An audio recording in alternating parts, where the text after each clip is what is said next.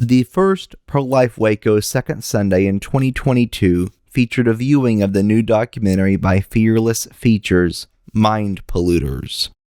Mind Polluters exposes the efforts of corrupt organizations and groups to infiltrate the nation's school systems with pornographic and pedosadist materials. We were honored to host Monica Cline at this screening, who is a cast member of Mind Polluters and operates the It Takes a Family outreach program. The following recording is a Q&A session with Monica about the Mind Polluters documentary. We want to promote this. We want to be able to screen this film in Waco again in its entirety, wanting to obviously invite families and churches. I know it's very difficult to watch, but it's important because what we know, number one, is that you and I are not the target. They could care less about us. They know that we're not going to change our values. The target are those little children who are incredibly moldable. So they don't actually care about you except for getting you out of the way. This battle is against our children. And so that's why this battle and this movie is so important, because of the righteous indignation that we must feel, because we don't want to close our eyes, because I'm telling you, our God is not closing his eyes. Our God sees this and more. And therefore, we cannot close our eyes either, and we need to do our part to protect. But I'll go ahead and start taking questions. Who has the first question? What's the carrot that the schools bite? Several carrots. So what makes the schools want to have this in their schools? Right. So there's several reasons. One of them is the indoctrination that's happened with adults already. So when they're going to school and learning to be teachers, and when social workers are going to school, which I was one of those, and I have my BA in psychology from UT, took social work classes.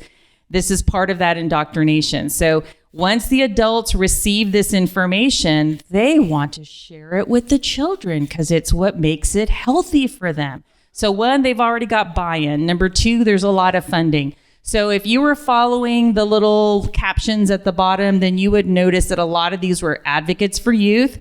I mentioned already, they get funding from the CDC. Mark, who's one of the producers, he mentioned, I heard an awe and then I got distracted. But he mentioned, something else about funding. Well, anyway, my point is, the whole child. If you go to the CDC right now, and in this film I talk about it as well, there is a program called Whole School, Whole Community, Whole Child. And you will see that logo in that virtual school. And in this film, they actually show it because I talk about it. You can go home and see it today.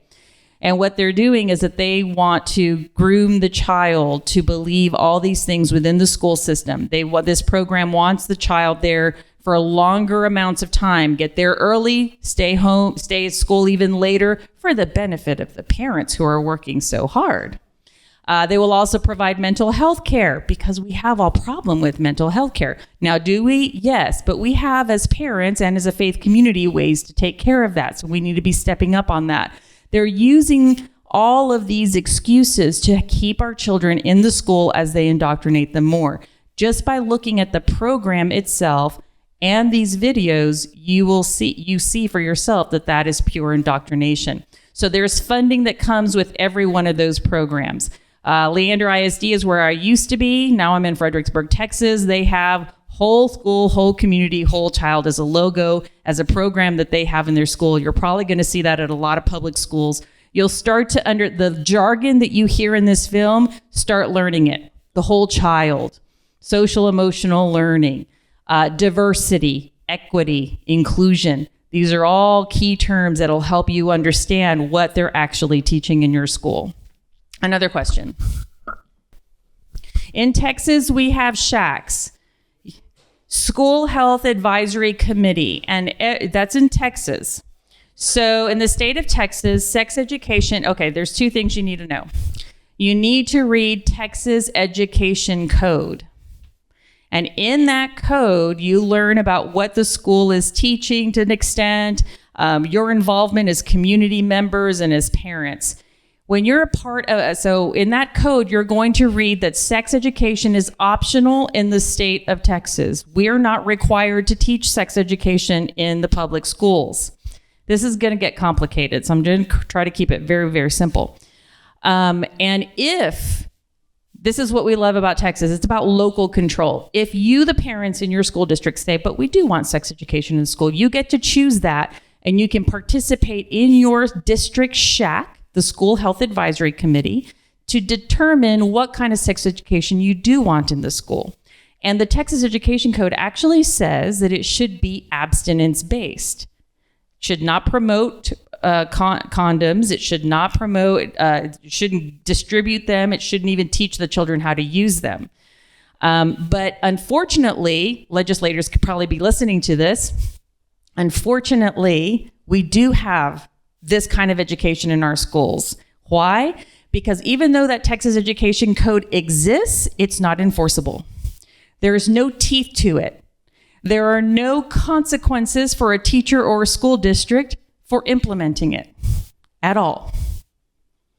So that's why we haven't been able to get rid of it, because it's not enforceable. So no one loses funding, no one gets fired. It just continues to go as parents continue to fight. It's important, though, that for many years now, Planned Parenthood and anyone supporting this kind of education have been part of those SHACs. But SHACs, and you'll read in the code, should be majority parents, business owners, clergy from that district. And so it's important that you dominate your SHAC because you want your voice to be leading in your community. Same thing with the school boards. You need to be running for school board. One of the problems the biggest problem that we're having in our nation today is that we, as God-fearing people, have let go of leadership in the media. Thank you for being in media, in legislation, in our schools, in education. We have to take back leadership. You can look up your local SHAC on your local school district webpage. They should be meeting probably 4 times a year. Start going to those meetings. Start going to your school board meetings. Ask questions. You have the right to make public comment. They do not have to respond to your public comments, just like at a board meeting. But you need to start participating. And you also want to start putting your hat in the ring to be part of the SHAC the next go round. Yes, ma'am. Yes, so two things. So there are surveys in the schools. Now there's also laws that say that our children don't have to, and really it's illegal for them to be giving our children any surveys, especially to ask about their faith, their home life, or sex, or how they identify. None of those things are required. So you can tell your children that if they're given a survey asking them personal questions, they don't have to answer it. And actually, they really shouldn't, because they're supposed to be getting parent permission to do that. But those surveys are being used and they're being integrated within school assignments. And our children, even if some of them are a little bit rebellious, they submit to authority. So if a teacher gives you a questionnaire, you're just going to fill it out. So we have to educate our children. Also be active and ask your school and at the school board, and you might even have to do public information requests to find out what surveys are being given to the children, because all of that is being used to mine data about the children. Some of you may have seen even some videos during the pandemic and online learning that they were even asking questions. What is your home life like? How are your parents dealing with COVID? Are you wearing masks? None of their business, but they're establishing and trying to figure out what is the home life. Are they liberal? Are they conservative? And that's what social emotional learning is all about, is finding out where the children are at, assessing them, evaluating that, and then giving them lessons to start changing their behaviors, their attitudes, and their values away from family values. And your other question was about the obscenity exemption. So one of the other reasons that a lot of this pornography is allowed into the schools, and this is for the legislators, we have an obscenity exemption. So federally or nationally, we're not allowed to show pornography or any kind of sexual content to children. It's absolutely illegal. You will go to jail, all of those things. except for the obscenity exemption allows it as long as it's for educational purposes. So everything that you saw there is for educational purposes. So we want to repeal the obscenity exemption. So even if you're not someone who's running for office, you vote for someone who's running for office. So those of you who are in legislation, get on that bandwagon to repeal the obscenity exemption so that this stuff can't get into our schools anymore. It's also in our public libraries. It's also in electronic libraries. And so we want, as a people, to be moving towards that, to repeal the obscenity exemption in Texas. And every state is trying to the states that have the exemption are trying to repeal that. Good question. You just call me. You call me. We'll do a full screening. So we would actually watch the whole thing. We would do Q&A at the end. But when we do a full screening in a larger facility, I can also invite some of the other speakers. So Audrey Werner, she lives in McKinney, Texas, so she can come. I would also, and then I would open it up to all of the speakers, whoever is able would come. It would be free to you. We again just ask for a love offering to support the ministries. So if Audrey's here, then it supports her, it'll support me, and it will also, we split that with the producers of the film. Mark and Amber are the narrators. They're a married couple. This is what they do. It's their ministry.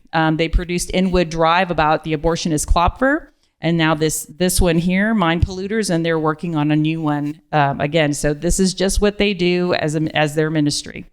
Yes, ma'am. Yeah. So I'm a national speaker, so I speak all over the nation.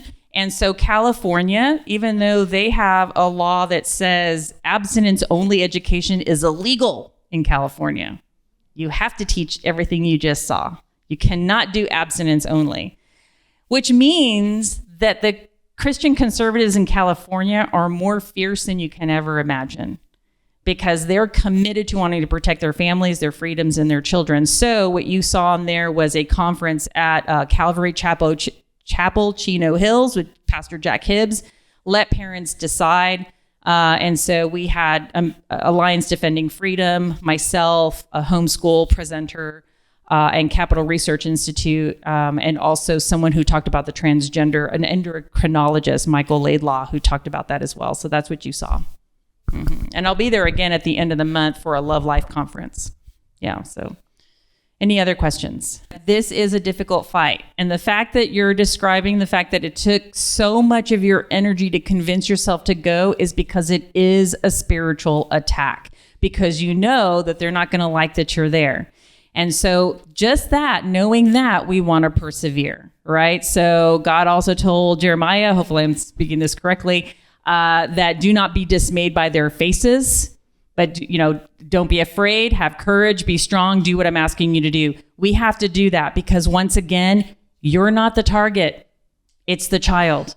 So don't think about yourself at that moment. Think about the children, because they're living through that every day, all day, 5 days a week.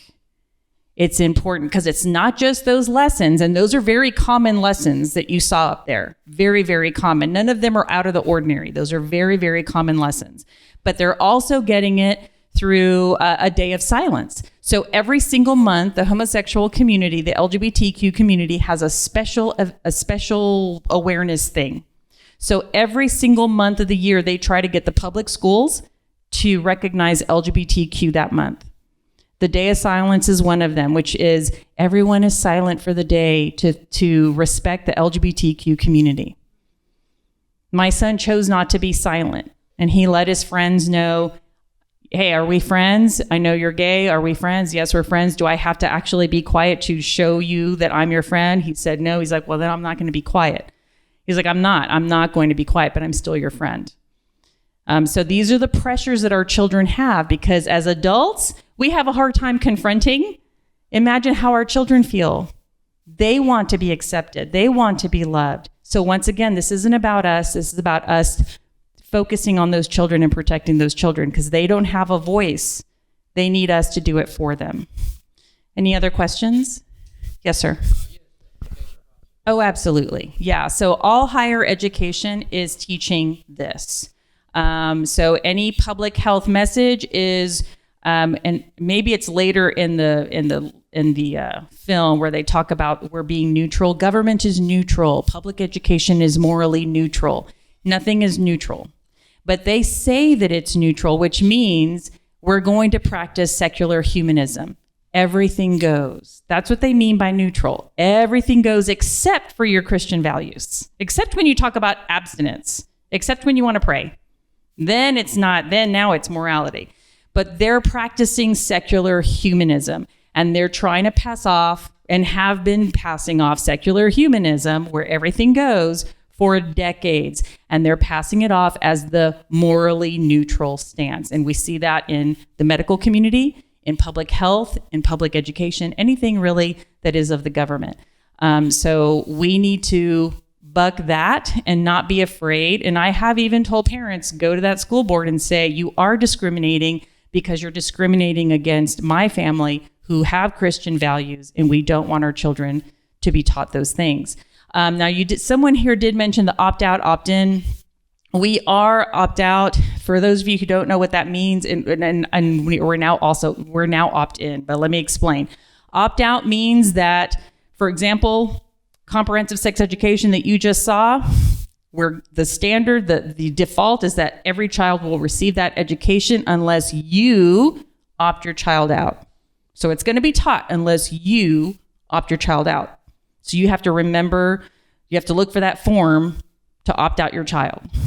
Our experience has been that when a child is opted out of any of these programs, the teachers give them the third degree. Why? Why are you opt out? Why is this a problem? So then the child is feeling burdened at school because they're being harassed as to why they're not part of it. We now have an opt-in. It just passed in the 87th legislature. It's only going to be, I think, valid for 2 years or something like that. It's really silly. We should have never allowed the other side we should have never agreed for the other side to put a time limit or an expiration date on our opt-in. But opt-in means that the education, like sex education, is not default. It will not be taught unless you choose to opt in your child. So you have to sign a paper that says, I want my child to go to that comprehensive sex education class.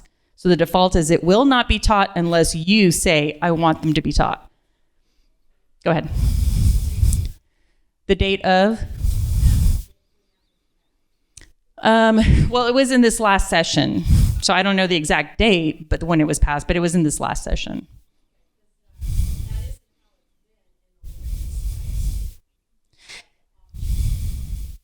Right. That was just this last session. So it was in, right. Yeah. Yeah, because it's been opt-out. Now it's opt-in, but it's going to expire by the next session. So we have to do it again. Again, our legislators, we should have never agreed to that compromise, ever. So go ahead. Yes. And let me back up. Right. So when you saw Jennifer Williams talking about social emotional learning, here is the unfortunate truth that makes all of this very complicated. Through social emotional learning, these ideologies are all being taught through our education standards. It is now the culture of our school. They see it everywhere. It's no longer just a class, the special sex ed class. No, it is part of the culture of the school, period. And our education standards are slowly being attacked, which we need to be, and a lot of us have been involved in the education standards. Those are being attacked as well because the other side knows it's hard to pass policy, but it's really easy to change an education standard, which has the power of the law without being law. And that's how they're getting there. So getting more engaged in the TEA and finding out what they're doing, reviewing educational standards for various topics, history, science, all of them. Yes, ma'am. So I want you to follow me, and before you leave, there's two things I want you to pick up. The Transgender School Resource Guide. This was created by Child and Parental Rights Campaign. It'll give you a lot of great information about the transgender movement. It It's on the back table. Very, very, as a legislator, definitely you want to read this. You'll get the facts of how these things are happening. Why are the children exhibiting rapid onset gender dysphoria? And what can schools be doing from our conservative perspective, right? So grab one of these. Your question, though, about how are they, making it the moral ground, get one of my cards. There's a QR code on there. You can sign up for my mail list. You can email me when you do this, and email me on my website. And the reason I'm saying that is I'm about to release clips from my testimony at the State Board of Education about the TEKS, the Texas Education Knowledge and Skills, our educational standards, where they were pushing me on morality. And so by watching those clips, will give you an idea of how you can challenge their morality, issues or debate at a school board meeting. Because it's still, on the issue of abuse, I made the case, listen, especially someone who's been abused as a little girl, you don't take a child who's been sexually abused and traumatized and then re-traumatize them with this kind of education. And so they had me on for 30 minutes. You're only supposed to talk for 2 minutes, but they kept asking questions because they were trying to get me to, trip me up. By the end of the day, they were so angry with me because so many other people testified, professionals, some of the consultants that they asked to be part of the process. And they were all like, well, I like what Monica Cline said. I like what all day long, that by about 5 o'clock, they were so angry with me and I wasn't on anymore. They said that they wanted my testimony to be redacted, that I was never employed by Planned Parenthood, which I never claimed that I was. I was trained by them. And so they were angry because I gave answers that really cared for all children, not just the Christian children, but all children. Because the CDC, for example, they want these educational type of education they say it's for LGBTQ kids. But when you look at the data from the CDC, it actually shows that the LGBTQ kids are at higher risk than their heterosexual peers for sexual violence and disease, all kinds of things. They're worse off because of what they're involved in. And so I made that case. I said, listen, it's actually hurting them more. So if you care about those children, sexual risk avoidance or abstinence is healthier for all children. Just because they identify with same-sex attraction does not mean that we should sexualize them and encourage them into high-risk behavior. That made them very angry, of course, because that's not what they want. So go ahead. The question is, are we getting more involved with churches because so many of them are affirming the LGBTQ movement?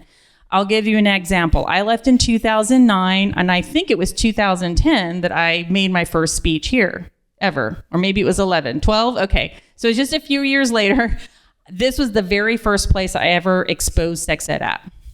And yeah, thanks to John. And did a press conference at Nobody's Full. But I'm saying that in all that time, very few churches want me to come in and talk about this. Very, very, very few. It's still hard to get into a church.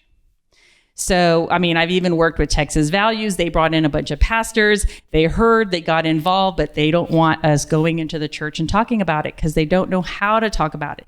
I actually don't know all the details why they won't. It's hard, but we try. I try all the time.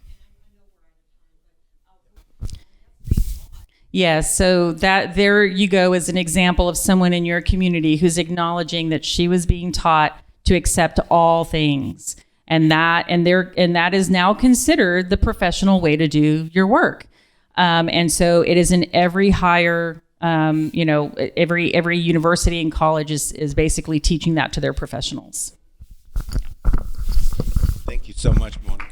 1, 2, we're still on. Okay, I want to mention something. I have a Facebook group called Hometown Pro-Life Action. And in pro-life and as related to abortion, I include sexual contamination.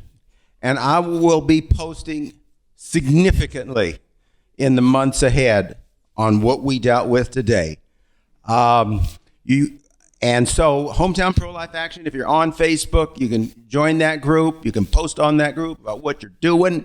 We're much more. And so I don't think I've ever seen a more stunned group of people at pro-life. I mean, that